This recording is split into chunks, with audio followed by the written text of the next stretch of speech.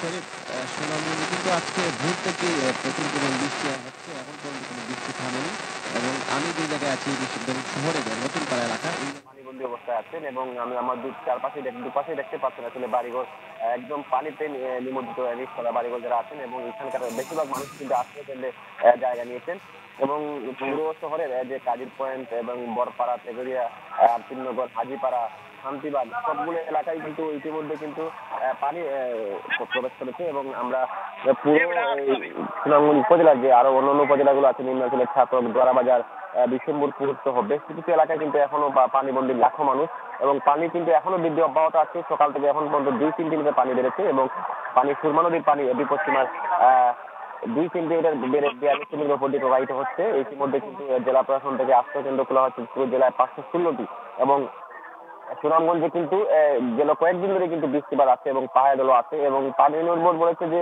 যেহেতু বৃষ্টিপাত আগামী 8 কিন্তু অব্যাহত থাকবে এবং এই বৃষ্টিপাতের কারণে কিন্তু নদীর পানি আরো বাড়বে, ফলে বলাই যায় সুনামগঞ্জের ভোগান্তি আরো বাড়বে এবং সুনামগঞ্জবাসী আসলে গেল কয়েকদিন ধরে এই বন্যা মোকাবিলা করছে এবং এখন পর্যন্ত পানি কমার কোনো সম্ভাবনা দেখা যাচ্ছে না, যেহেতু চেরাপুঞ্জিতে প্রচুর বৃষ্টি হচ্ছে, পাহাড় দল অব্যাহত আছে। সব মিলিয়ে সুনামগঞ্জে আসলে শহর যেমন ভোগান্তিতে আছে পুরো শহরে।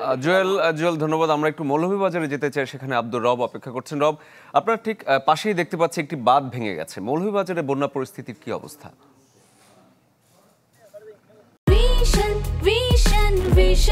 100% কপার কন্ডেন্সারে তৈরি ভিশন ফ্রিজ, তাই গুণে মানে অটুট থাকে বছরের পর বছর। শরীফ, মৌলভীবাজারে অব্যাহত বৃষ্টিপাত এবং উজানের ডলে মৌলভীবাজারের যে সবকটি যে নদ নদী রয়েছে, বিশেষ করে মনুতলাই এবং কুশিয়ারা, সকালের দিকে 3টি নদী বিপদসীমার উপরে চলে যায়। এখন পর্যন্ত মনু বিপদসীমার উপরে রয়েছে এবং কুশিয়ারা বিপদসীমার উপরে রয়েছে এবং ধলাই কিছুটা বিপদসীমার নিচে রয়েছে। আমি এখানে দাঁড়িয়ে আছি ধলাই নদের পাড়ে এবং ধলাই নদে 3টি পুরনো স্থানে ভেঙে পানি লুকালয়ে প্রবেশ করছে।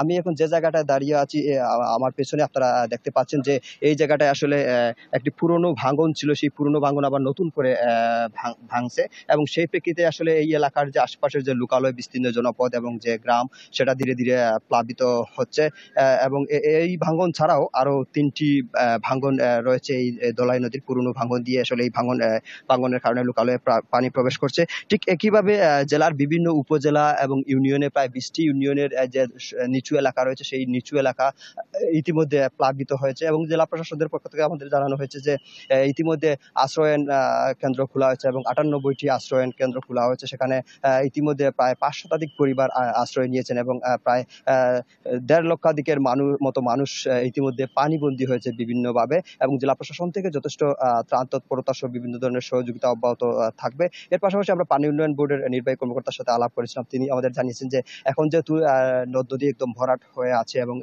যে জলাধার গুলো রয়েছে সবগুলো ভরাট হয়ে আছে, এখন যদি উজান থেকে বেশি করে ডল নামে তাহলে মৌলভীবাজারে ব্যাপকভাবে আসলে বন্যার একটা সংখ্যা তৈরি হয়েছে। ইতিমধ্যে ধীরে ধীরে জলাবদ্ধতা থেকে বন্যার দিকে মৌলভীবাজার যাচ্ছে।